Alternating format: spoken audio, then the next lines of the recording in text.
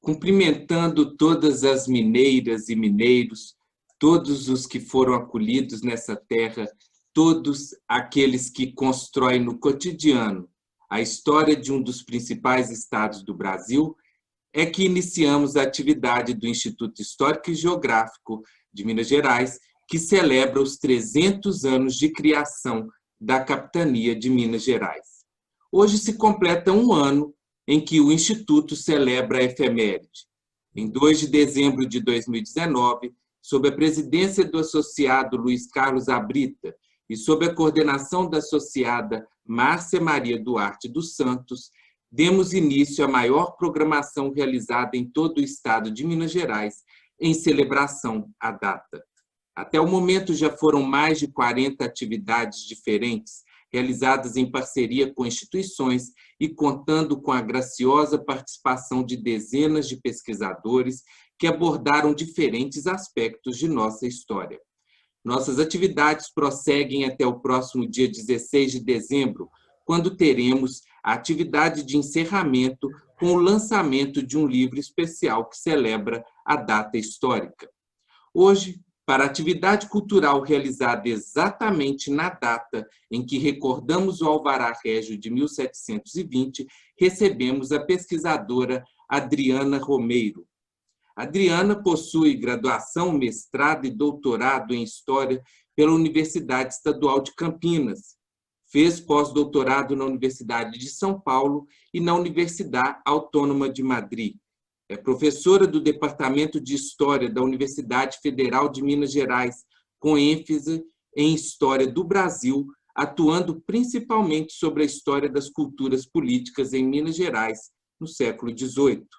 Com vasta produção bibliográfica, destacamos 2 livros especiais recentemente lançados: Vila Rica em Sátiras, Produção e Circulação de Pasquins em Minas Gerais, 1732, e um livro muito importante, necessária à leitura, que é Corrupção e Poder no Brasil, uma história, séculos XVI a XVIII. Juntamente com o professor Marco Antônio Silveira, é organizadora do livro Diogo de Vasconcelos, O Ofício do Historiador, lançado em 2014. Para o orgulho de nosso instituto, o biografado é o nosso orador perpétuo. Seja bem-vinda, professora Adriana Romeiro, que a partir de agora profere a palestra Minas Gerais no imaginário setecentista entre o sonho e o pesadelo. Muito obrigada pelas palavras generosas, Adalberto. É um prazer estar aqui com vocês, ainda que virtualmente. Fico muito honrada com o convite feito pelo Instituto Histórico e Geográfico de Minas Gerais para apresentar essa palestra num ano tão importante, né? Uma efeméride como essa, de 300 anos de comemoração da criação da capitania de Minas Gerais. Então, eu fico muito feliz por poder participar desses eventos. Quando eu fui convidada, eu fiquei pensando sobre o que eu poderia falar, né? Eu já trabalho com a capitania de Minas já há mais de 30 anos, né?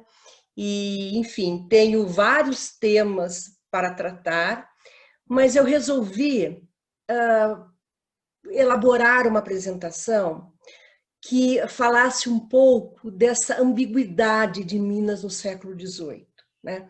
Nós estamos acostumados a pensar que a descoberta de Minas foi um grande evento visto com muita euforia e otimismo. E esse é um mito construído pela historiografia do século XIX, né? E as coisas não foram bem assim. Então, me pareceu muito oportuno trabalhar nessa apresentação com uma vertente que viu a descoberta de Minas como um pesadelo, um problema mesmo para a coroa, e, ao mesmo tempo, recuperar visões otimistas sobre o futuro de Minas. Então, a gente tem, no século XVIII, a constituição de um imaginário ambíguo, em que o pesadelo e o sonho convivem lado a lado. Eu, então, vou fazer a minha apresentação. Eu escolhi uma série de imagens para ilustrá-la, para que as pessoas não fiquem muito entediadas. E eu vou, então, a partir de agora, compartilhar a minha tela. Eu consegui localizar algumas imagens interessantes e que, à medida que eu vou falando, eu vou apresentando para vocês, né? Tá tudo ok por aí, Adalberto? Vocês estão vendo? Ótimo. Bem, então, como eu já falei, né, a descoberta de Minas no século do ouro, né, nos sertões dos Cataguases, no final do século XVII, ao contrário de resultar numa euforia, num sentimento de que, bem, os problemas econômicos de Portugal estariam assim resolvidos, causou muita apreensão. E os motivos dessa apreensão são os mais variados. Bem, em primeiro lugar, uma apreensão de natureza política, né? O ouro, na perspectiva da coroa, acabaria por atrair a cobiça das nações estrangeiras. E Portugal não teria como fazer frente a esses desafios. Então, a primeira questão era essa, uma questão de problemas de como defender, né, uma região inóspita que seria, a partir de então, cobiçada pelas nações estrangeiras. E um outro fator de natureza política, e aí um fator bastante significativo, é que, a partir de 1701, nós temos na Europa o conflito, né, relacionado à Guerra de Sucessão Espanhola. Né? Com a morte do rei Carlos II, o trono da Espanha fica vazio, né? Ele não tem sucessor, e o trono, então, é passado para o Duque de Anjou, Filipe, que é o neto do Luís XIV, e isso causa, então, um terremoto político na Europa, porque, afinal, a França é alçada, né, à categoria de uma potência, para desagrado de países como Inglaterra, Holanda, o Império Austríaco e Portugal, que acabam formando uma grande aliança contra a França. E é essa situação de conflito que vai depois resultar na invasão francesa do Rio de Janeiro em 1710, 1711. Então, essa questão política pesou muito nessa perspectiva negativa com que Portugal viu a descoberta do ouro em Minas. Depois havia uma ponderação de natureza econômica. Né? Portugal, já naquele momento, no final do século XVII, já havia perdido o seu lugar, né, central no equilíbrio das relações políticas europeias para países como França e Inglaterra. Né? Ainda que o Tratado de Methuen não tivesse sido assinado, ele só é assinado em 1703, Portugal já estava, né, comprando mercadorias inglesas e se encontrava numa situação bastante complicada. Né? Eu tenho aqui a fala do cônsul inglês que vivia em Lisboa por essa época, ele se chamava Thomas Maynard, e ele fala o seguinte: todo o açúcar chegado este ano, acrescido de todos os outros artigos que este reino tem para exportar, não dá para pagar a metade das mercadorias por ele importadas, pelo que todo o dinheiro do reino se escoará para fora dentro de poucos anos. Então havia, né, essa visão de que todas as riquezas que fluíam do Brasil para Portugal estavam destinadas a mal aportar em Lisboa para seguirem depois para países como Inglaterra, França ou mesmo Itália. para pagar os custos, né, a importação das mercadorias estrangeiras consumidas em Portugal. Então, um receio era que a descoberta, o ouro brasileiro poderia enriquecer essas nações e, ao mesmo tempo, empobrecer Portugal. Então, no fim do século XVII, a situação econômica em Portugal era das mais desfavoráveis. A gente sabe, por exemplo, que houve uma queda do preço do açúcar no mercado internacional por conta da competição com o açúcar das Antilhas, e essa crise do açúcar acabou impactando toda a economia portuguesa. Houve uma baixa generalizada dos preços e, ao mesmo tempo, um aumento dos custos de produção. Portugal estava endividado e, como eu já disse, tinha uma dependência muito grande em relação aos produtos estrangeiros, né? Então, havia então uma ponderação de natureza política, outra de natureza econômica, e ainda havia uma ponderação que dizia respeito à situação interna do Brasil, né? Em primeiro lugar, o receio de colonizar uma região tão afastada do litoral.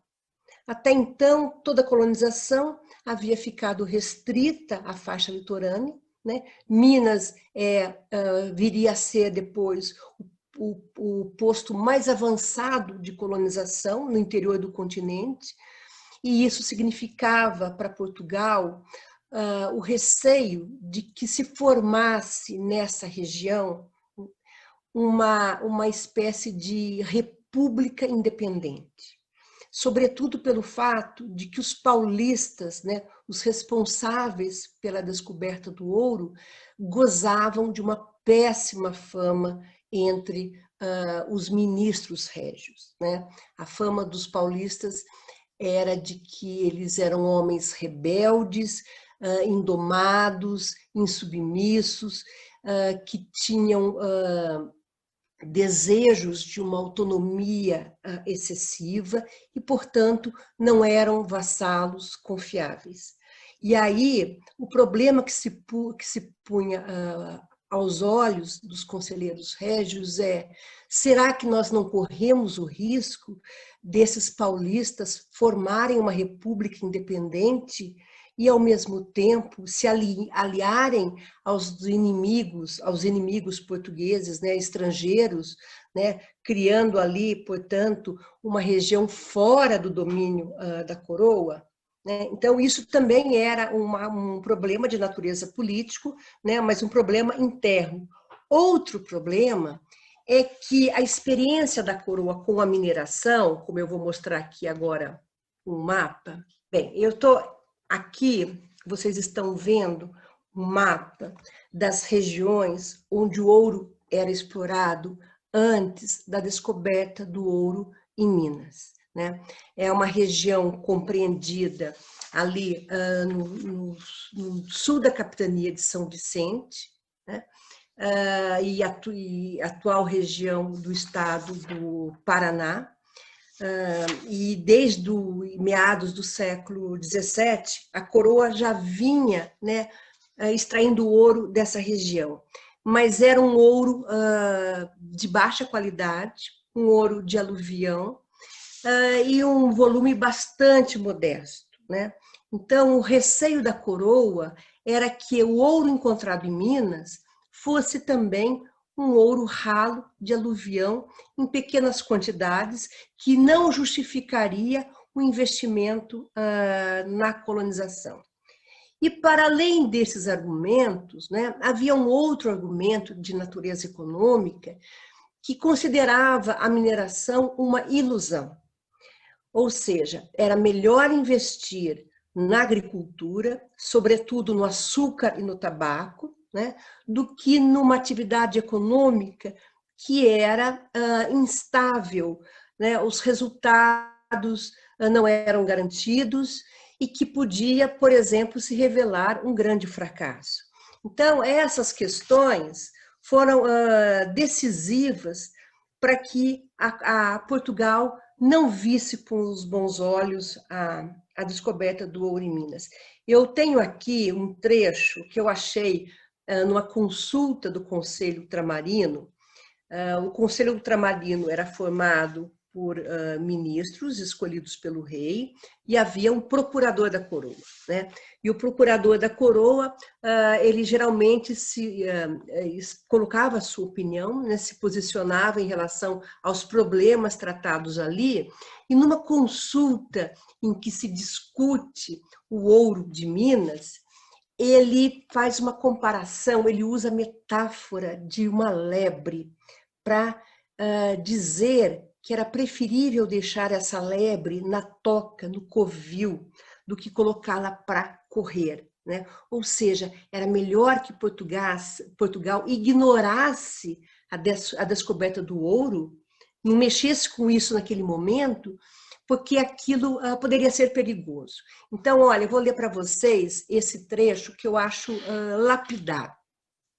É sem dúvida que, tendo nós somente povoado no Brasil muita parte da marinha e quase nenhuma do sertão, fazer este comunicável, desentranhar os céus da terra, erigir fábricas, criar oficiais para arrecadação, manter milícias para a defesa, depende de gravíssimos cabedais. E faltando-nos estes para seguir uma lebre que já está na carreira, seria imprudente temeridade levantar outra, que no covil dorme e se acha sem poder fugir. E assim me parece que a este descobrimento de Minas falta primitivamente a certeza e dado que houvesse a oportunidade. Vejam só, ele está dizendo, olha, nós não temos condições financeiras de arcar com a agricultura da cana-de-açúcar. Por que nós vamos mexer com o ouro, né, com essa lebre que está no covil, correndo o risco de fazer um investimento tão grande se nós não temos a certeza de que são minas verdadeiras? E mesmo que fossem minas verdadeiras, esse não é o melhor momento para isso. Então, esse documento, eu acho que ele é lapidar para mostrar um pouco, né, esse ceticismo, esse receio diante da descoberta do ouro. Olha, e ele, de fato, ele tinha razão, né, porque em 1700, a Fazenda Real do Rio de Janeiro, para onde seguiam os quintos que eram pagos em Minas, né, a Fazenda Real não tinha dinheiro para cobrir as despesas de uma fragata destinada a fiscalizar a costa do Rio de Janeiro, né? Isso para vocês terem uma ideia, né, de como no início os recursos, né, os quintos eram parcos.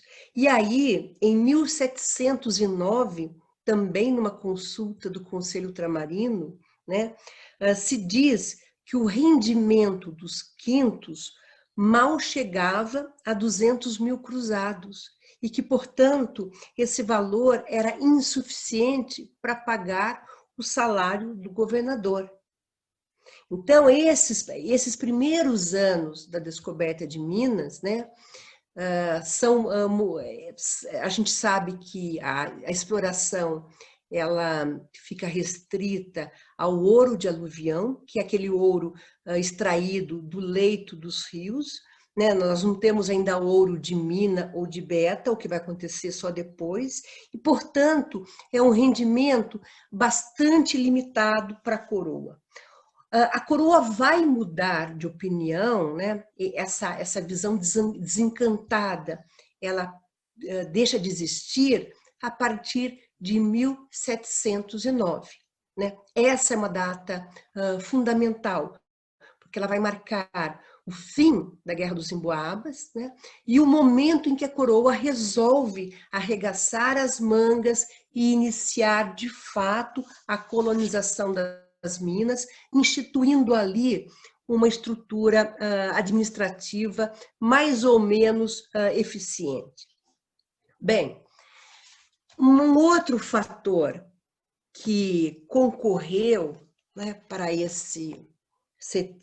essa visão negativa da coroa é que, nos séculos XVI e XVII, o ouro tinha um significado negativo nos discursos morais e políticos, né? O ouro estava sempre associado ao vício da cobiça, e a cobiça era considerada então, né, a mãe de todos os vícios. A cobiça dava origem a outros vícios.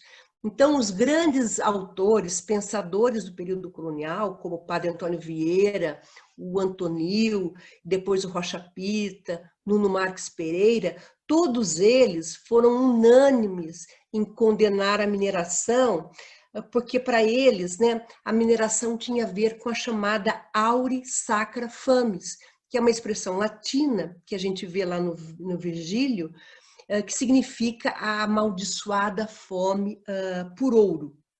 Então, essa auris sacra fames, né, desencadeava a cobiça, e daí a gente tem uma série de vícios, como a lassidão moral, a turbulência política, a inconstância, né? E, de um modo geral, dizia-se que se Deus havia depositado os metais preciosos debaixo da terra, era porque eles deveriam permanecer assim. Então, não cabia ao homem explorar esses metais. E quando ele o fizesse, seria como abrir uma caixa de Pandora, né? Todos os vícios, uma espécie de turbilhão vertiginoso, tomaria conta daquela comunidade. O Vieira, por exemplo, né, ele se referia ao ouro como castigo escondido debaixo de aparência contrária. O Antonil, né, bastante fiel a uma tradição barroca, ele vai dizer o seguinte, abrem aspas, que maravilha, pois, que sendo o ouro tão formoso e tão precioso metal, tão útil para o comércio humano e tão digno de se empregar nos vasos e ornamentos dos templos para o culto divino, seja pela insaciável cobiça dos homens, contínuo instrumento e causa de muitos danos. Então, esse imaginário, ele foi decisivo para que a mineração fosse mal vista, em oposição à agricultura. Eu tenho aqui um documento que o facsímile, né, do discurso histórico-político atribuído ao conde de Assumar e redigido por volta de 1720, que é talvez o melhor exemplo, né, dessa visão negativa do ouro. Tem uma frase bastante conhecida do discurso histórico em que se diz que em Minas o clima é tumba da paz, né? Ele associa a região mineradora a lugar de insubmissão política, de inconstância, de rebeldia. Na verdade, né, o que o Conde de Assumar faz no discurso histórico é retomar algumas tópicas antigas que remontavam uma antiguidade clássica, em que se associava, né, as regiões produtoras de ouro a lugares de insubmissão política. E tem um episódio bastante conhecido na época do Conde de Assumar, que dizia respeito à conquista da Espanha pelos romanos. Os romanos tiveram muita dificuldade para vencer os astúrios, e na interpretação dos historiadores, né, desde a época do Império Romano, essa dificuldade se devia ao fato de que aquela região da Espanha era uma região rica em ouro. Então, essa insubmissão, esse temperamento rebelde dos astúrios era próprio, né, dessa região né? Se explicava pela presença de ouro na região. E é interessante que depois, no século XVIII, o Conde de Assumar vai usar essa mesma ideia para explicar a natureza e o comportamento político dos mineiros, né? Ou seja, os mineiros eram como os astúrios, né? Um povo rebelde. Então, todas essas ideias, né, que relacionavam o ouro à cobiça, ao pecado, à insubmissão, à inconstância, essas ideias circularam intensamente no imaginário da época moderna, chegando, inclusive, até alcançando o final do século XVIII em Minas. É possível ainda encontrar, né, nos textos ressonâncias dessas ideias, né? E eu gostaria de mostrar aqui um documento que eu encontrei na Biblioteca Nacional de Lisboa, e eu sei, pelo trabalho de uma outra historiadora, a Carolina Marota, que existe um exemplar também, uma cópia, na Academia das Ciências de Lisboa. É uma carta, né, uma carta anônima, escrita por alguém que se encontrava em Vila Rica, no ano de 1727, e que manda notícias para alguém que está em Portugal. E nessa carta,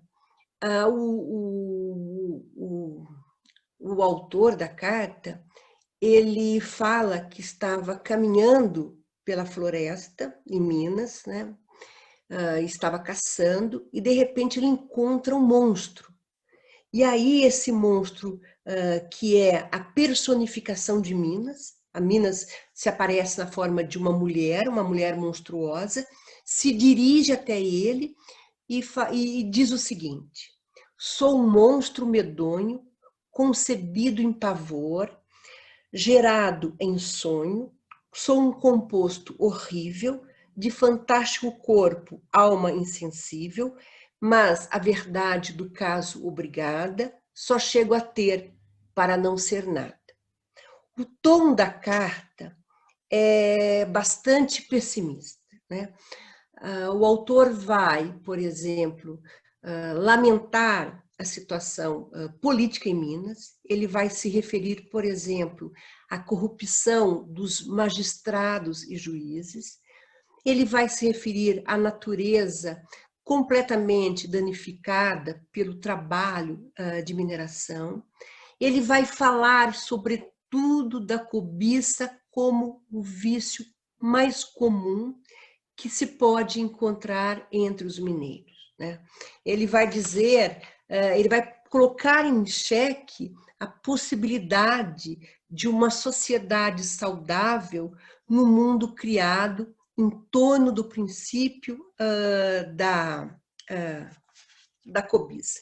E eu trouxe aqui, então, a imagem, né, o emblema da avarícia ou da cobiça, da avareza, que na época moderna, avareza e cobiça eram palavras sinônimas, né? Então, aqui a gente tem uma mulher, geralmente uma mulher idosa, desgrenhada, que agarra com a mão direita um saco de ouro e atrás dela tem a figura de um lobo faminto. O lobo sempre é associado à cobiça e avareza. E é mais ou menos essa ideia, né, de Minas como uma sociedade fundada a partir do signo da cobiça, né? Uma sociedade destinada a ser instável.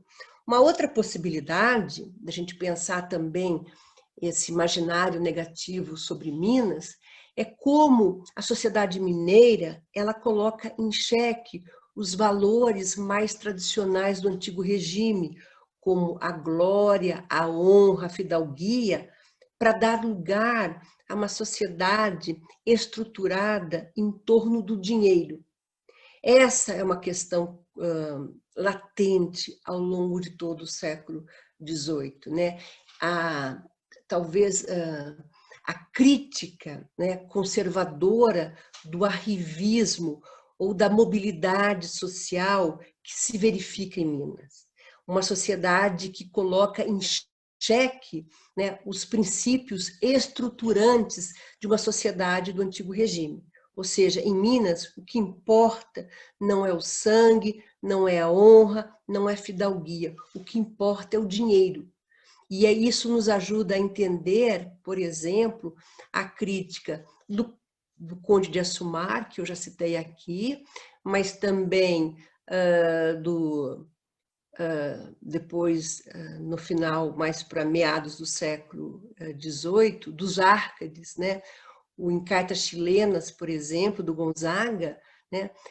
Uma das coisas que o Gonzaga diz a respeito de Minas, que é que uma sociedade invertida, né? Em que homens plebeus conseguem alcançar postos importantes na sociedade local.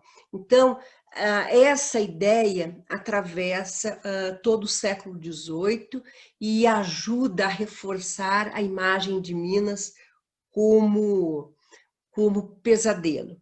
Mas eu acho que eu vou deixar um pouco de lado agora essa ideia de Minas como pesadelo, e porque, como eu já disse no início, né, essas representações estão longe, né, de esgotar o imaginário que se constituiu em torno dessa região, né? Se Minas foi lugar de pesadelo para alguns, para outros foi também um lugar de sonho e esperança. Como vocês devem saber, o trabalho clássico do Sérgio Buarque de Holanda, né, mostra como, a partir do século XVI, nós temos a projeção dos mitos edênicos na América. Ou seja, a ideia de que o paraíso terrestre estaria situado no Brasil, né? E nós sabemos também que esses mitos edênicos, né, ou seja, a associação de uma determinada região ao paraíso terrestre, esses mitos são depois projetados em Minas Gerais. Então, quando a gente tem os primeiros descobrimentos no final do século XVII, todo aquele repertório de mitos antigos, como a Serra Resplandecente, Sabarabuçu, Lagoa Grande, Serra das Esmeraldas, que desde o século XVI povoavam as narrativas sobre a existência de metais e pedras preciosas no Brasil, esses mitos todos se deslocam para Minas, né, configurando um imaginário maravilhoso, né? Um imaginário maravilhoso que tem a ver com a perfeição da natureza, os prodígios das riquezas minerais, né? A dimensão sobrenatural e extraordinária da geografia, então as lagoas douradas, os tesouros escondidos, né? As propriedades curativas das águas, enfim, todos esses mitos vão assegurar, vão confirmar a ideia de que o paraíso terrestre estava localizado em Minas Gerais, né? Confirmando, ao mesmo tempo, as promessas de um futuro grandioso para Portugal. Então, na cartografia imaginária das Minas, aparecem novos referenciais lendários, né, em que o elemento maravilhoso é dado pela existência, né, de uma quantidade prodigiosa de ouro. Então, um exemplo disso, né, são a Casa da Casca, Ibituruna, o Morro da Esperança, e à medida que essas regiões vão sendo mais conhecidas, esse maravilhoso geográfico ele vai recuando para regiões ainda pouco conhecidas. Então, no final do século XVIII, nós temos os sertões do leste, né, que é o espaço o espaço compreendido entre os rios Doce e Jequitinhonha. Então, essa região vai abrigar esse maravilhoso, né, geográfico que antes, no final do século XVII, foi projetado na região de Sabarabuçu, enfim, nas regiões primeiramente colonizadas. Então, vocês estão vendo aqui o mapa, né? É um mapa anônimo de 1714, né? Talvez um dos primeiros mapas de Minas Gerais. E eu não vou me deter agora muito nessa geografia paradisíaca de Minas, né? Eu acho que é importante entender o papel dela nessa visão otimista de Minas, mas, sobretudo, como esse maravilhoso geográfico, essa projeção de mitos edênicos em Minas, foi fundamental para que Minas se tornasse o palco de um futuro grandioso e promissor, né? Ou seja, da mesma forma que nós temos o deslocamento dos mitos edênicos, nós também temos o deslocamento de mitos milenaristas e sebastianistas que estavam enraizados na cultura portuguesa havia séculos e que agora são reatualizados em Minas no século XVIII. E eu escolhi, então, para falar dessa perspectiva mais otimista, 4 indivíduos, né? 4 indivíduos os quais eu vou tratar agora. Eu gostaria de começar com uma procissão. É a procissão do Triunfo Eucarístico, que aconteceu em Vila Rica em maio de 1733, né? Essa festa tinha por objetivo celebrar a transferência do Santíssimo Sacramento da Igreja do Rosário para a Matriz do Pilar.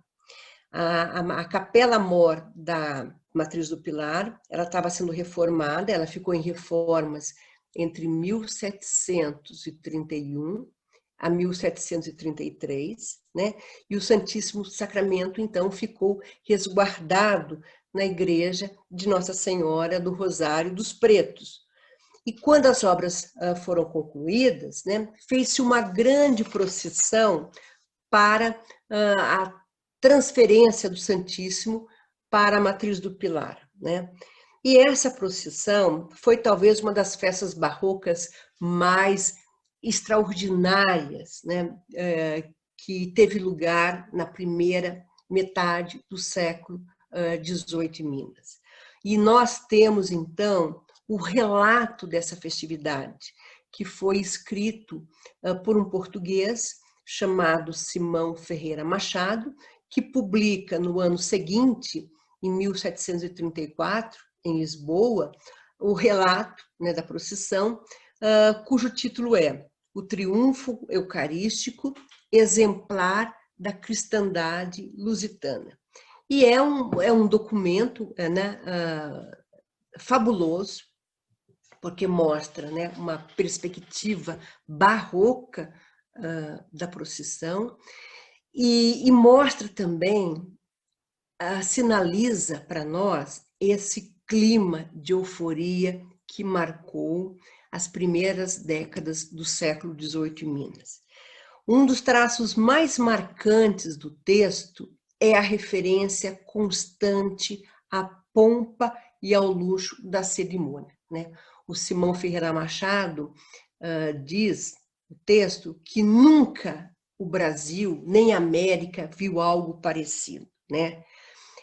E esse luxo que é narrado em detalhes serve para ele para mostrar a riqueza prodigiosa de Minas, né? Ou seja, Minas é o lugar mais rico do Império Português, é o lugar em que os portugueses haviam se tornado, nas palavras dele, senhores dos mais finos diamantes de todo o mundo.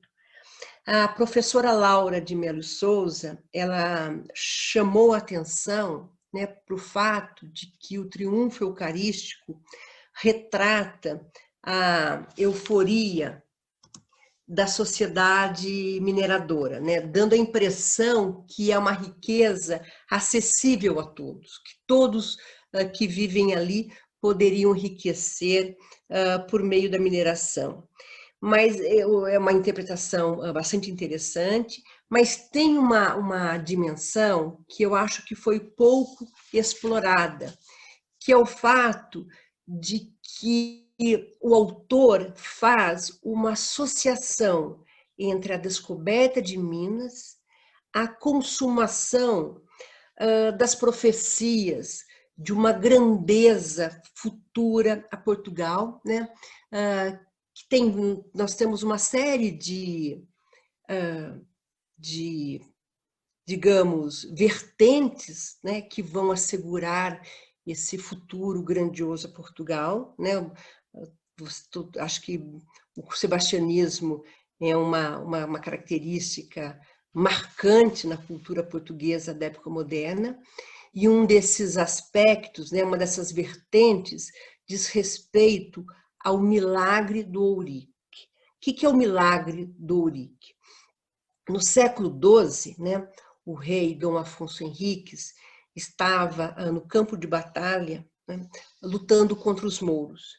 E reza a lenda que na véspera de uma batalha decisiva que iria acontecer, né, no campo do Ourique, o Afonso Henriques teria visto uma cruz no céu acompanhada da seguinte mensagem de Jesus Cristo: quero em ti e na tua geração criar um império para mim.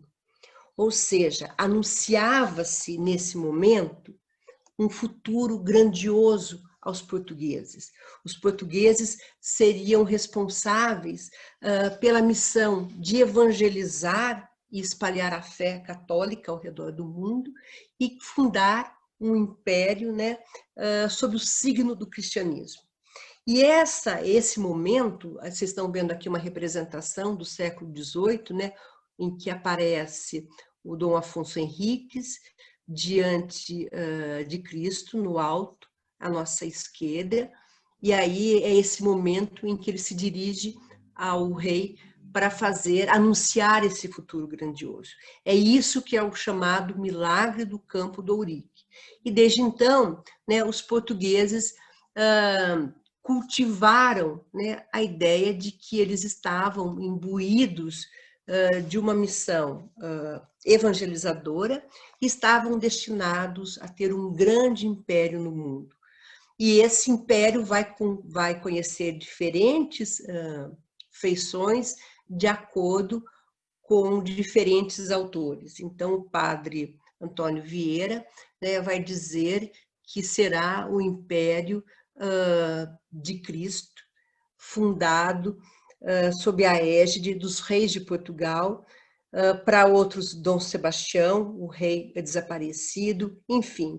O que é importante nessa lenda é o fato de que havia uma intervenção divina no destino de glória reservado aos portugueses. E no triunfo eucarístico há muitas referências ao milagre do Ourique, né? O autor fala, por exemplo, que a nação portuguesa foi a única no mundo que recebeu da boca de Cristo, né, a missão de propagar a fé. E ele vai, então, olhar para a trajetória histórica dos portugueses, né, desde o milagre do Ourique, passando pelas grandes navegações e depois pela colonização dos novos territórios. E essa, né, trajetória, ela encontra o seu ápice em Minas Gerais. Ou seja, é o ponto de chegada de um processo que se inicia com a promessa feita por Cristo a Dom Afonso Henriques. Então, eu vou ler aqui para vocês um trecho do Triunfo Eucarístico, em que o Simão Ferreira Machado diz: de 30 anos ao presente, se mostrou aos portugueses a América coroada de ouro nas altíssimas e, ao princípio, impenetráveis serranias das minas do Brasil, onde a providência divina, ou a mesma natureza, por destino imperceptível ao juízo humano, mostravam terem em depósito guardadas imensas riquezas no interior dessas serras. Ou seja, né, na interpretação dele, é como se o futuro grandioso prometido aos portugueses estivesse finalmente se realizando. As riquezas indicavam, portanto, o início de uma nova era para Portugal, uma era de felicidade e prosperidade sem fim, né? Aqui tem uma outra passagem também do triunfo eucarístico, né? Numa linguagem barroquíssima, em que ele diz: excede as povoações de toda a América este opulento hemisfério das minas, onde avulta mais que as riquezas o fausto dos templos e a preciosidade dos altares, e como o sol, a cujas luzes ficam sombras de todos os astros, os esplendores, a nobilíssima Vila Rica, mais que esfera da opulência, é teatro da religião. Deve-lhe Portugal grandiosos auxílios e quantiosos réditos, sem dúvida os maiores à coroa do monarca, a América a glória e a fluência das riquezas que lhe reparte, a todo mundo o copioso e fino ouro que recebe em seus reinos. Ou seja, o triunfo eucarístico pode ser lido também, né, como uma declaração de amor a Minas Gerais. Afinal, o autor faz questão de explicitar a importância dessa região para Portugal, né? Ou seja, Minas é a joia mais rica do Império Português. E eu acho o relato do Simão Ferreira Machado fundamental, porque ele nos ajuda a entender o clima de exaltação messiânica, milenarista, que parece ter tomado conta da sociedade mineira nas primeiras décadas do século XVIII, né? Esse tom fervoroso e eufórico, ele era compartilhado também por outros contemporâneos. E eu vou falar desses indivíduos. Eu vou começar por uma figura pouco conhecida e muito interessante.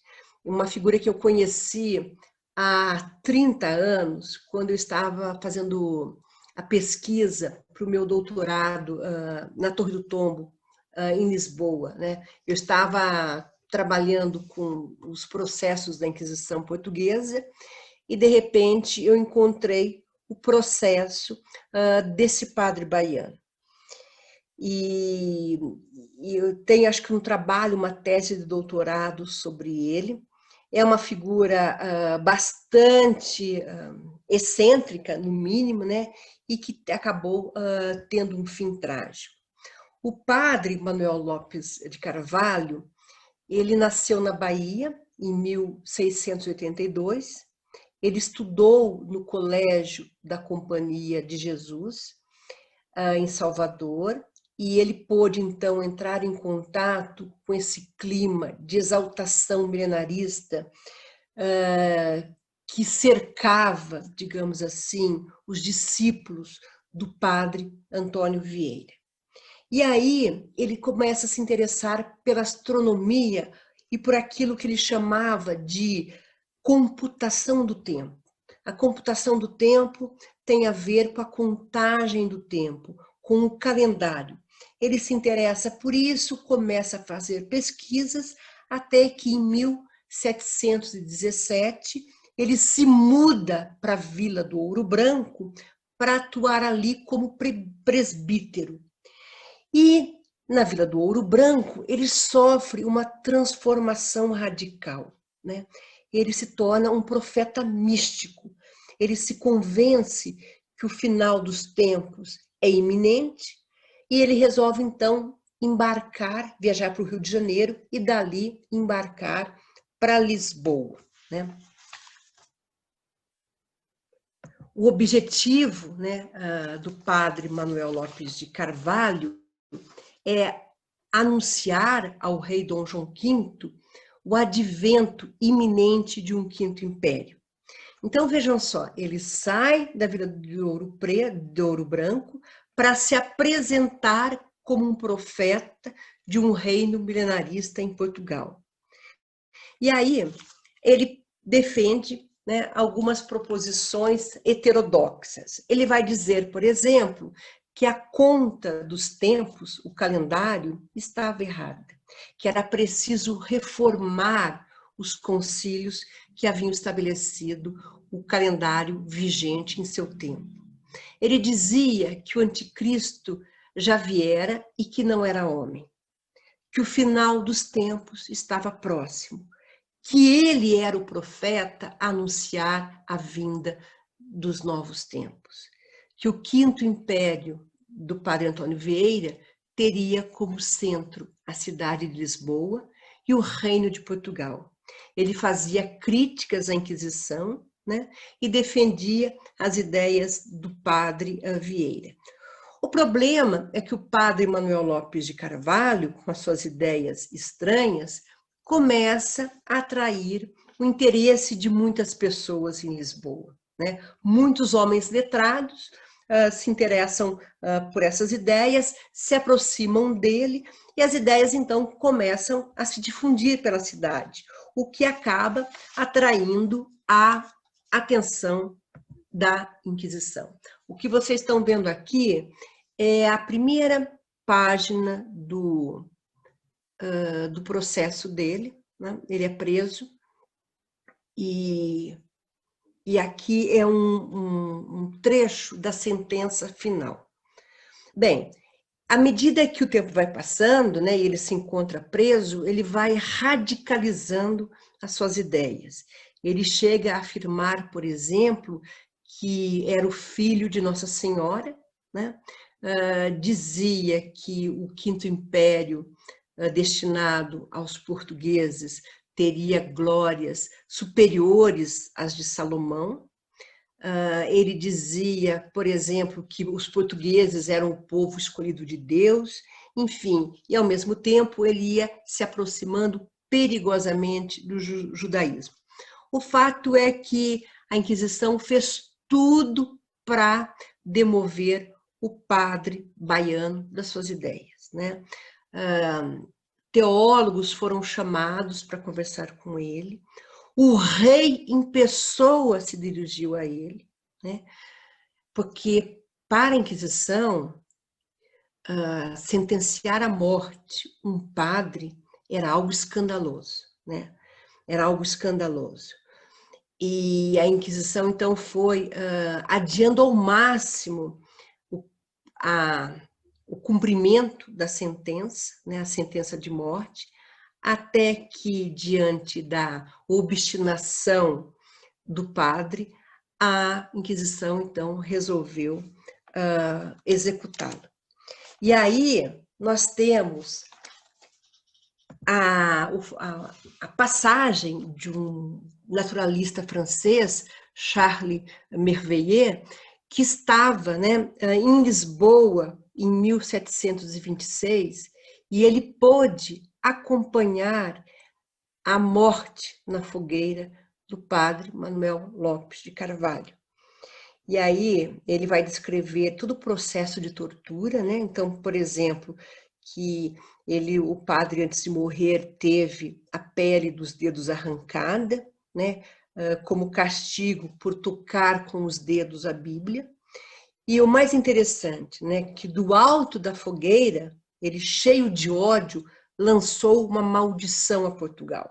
Ele disse o seguinte: é uma grande infâmia e uma enorme vergonha tratar deste modo a um homem que morre por afirmar que há um Deus verdadeiro. Deus vos castigará, desgraçados, por de tal maneira o ofenderdes. Né? Alguns vão dizer depois que o terremoto em Lisboa teria sido fruto da maldição lançada pelo padre baiano. Mas o que eu quero enfatizar aqui é que essa mudança radical do padre Manuel Lopes de Carvalho, né, de um presbítero para um profeta furioso, se dá em Minas, né? Foi na Vila do Ouro Branco que ele teve essa revelação. E a partir de então, ele passa, né, a fazer publicidade dessas ideias.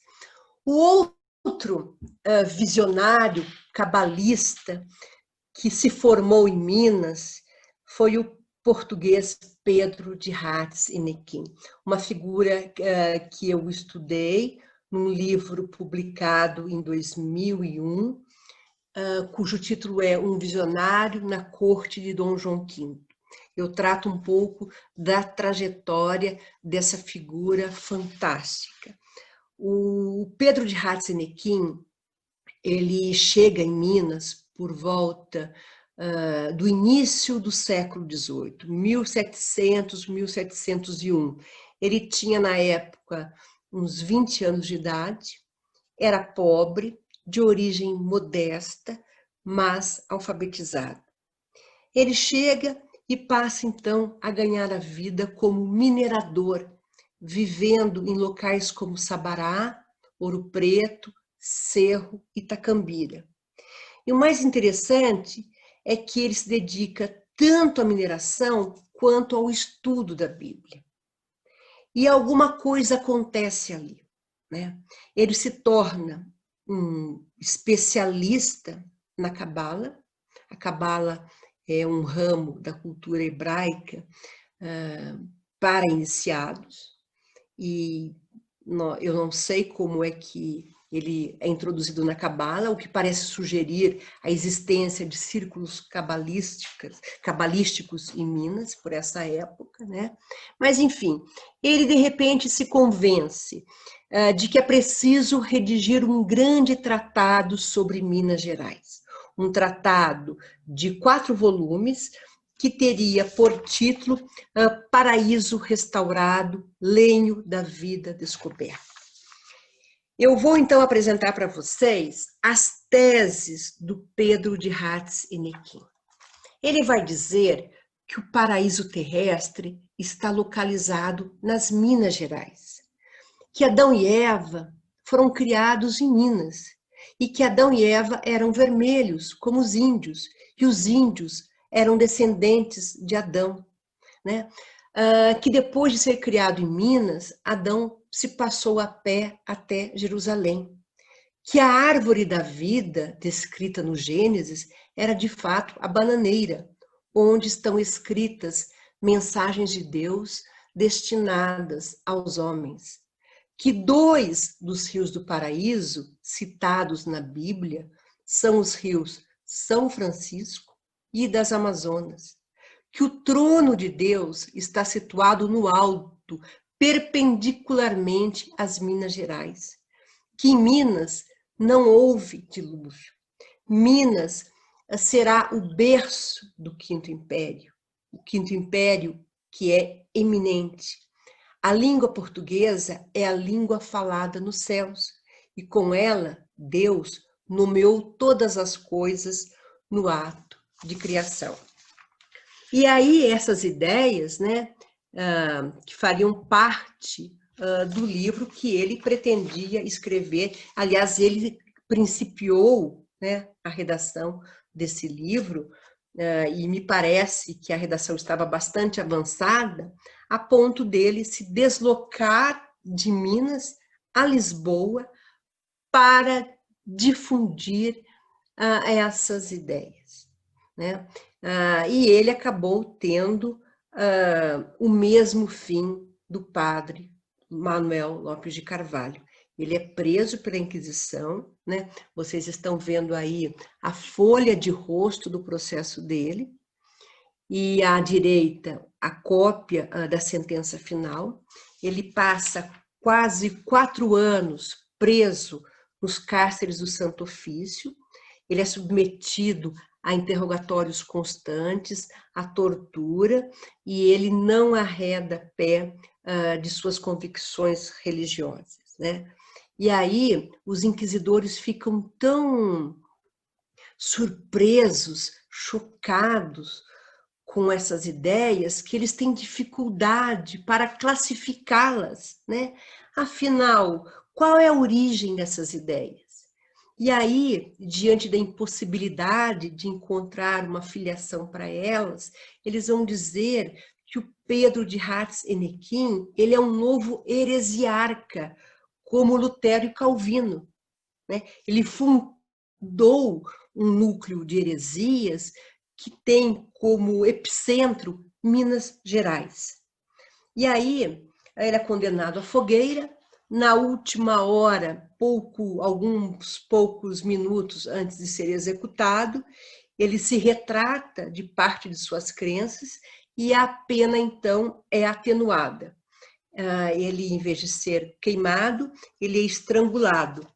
Ele é estrangulado no chamado Campo da Lã. Vocês estão vendo essa imagem à esquerda, né, a localização atual do Campo da Lã, à beira do Rio Tejo, e aqui a praça, né, a atual praça, que recebe o nome de Campo do Terreiro do Trigo. Ele é morto, seu corpo é queimado e os seus restos mortais são jogados no Rio Tejo. Mas, para além dessas ideias bizarras, heterodoxas, o Pedro de Hartz-Enequim estava envolvido numa conspiração, né? Ele havia ido para Lisboa com o intento de convidar o irmão mais novo do rei Dom João V, o infante Dom Manuel, a se passar para Minas Gerais, onde ele seria aclamado imperador da América Meridional. Ou seja, o Renequim tinha grandes planos para as Minas, né? Ele pensava já na capitania separada de Portugal, ainda que fosse governada por um rei português.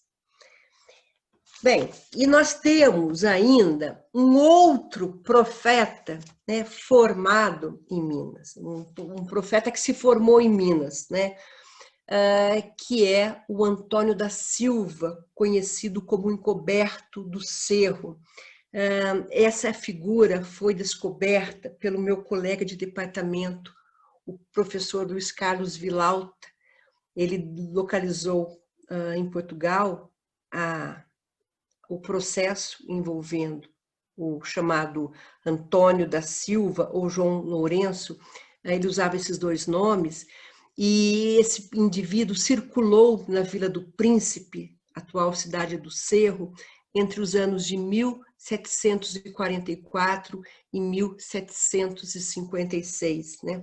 Ele andava pelas ruas da vila com trajes de mendicante, barbas compridas e pedindo esmola. Ele era português e, o mais interessante, ele dizia que era o próprio príncipe encoberto, que ele era filho do Dom João V, com a sua esposa Mariana Vitória da Áustria, né? E que ele tinha vindo às Minas para redimir a população parda e negra que vivia ali.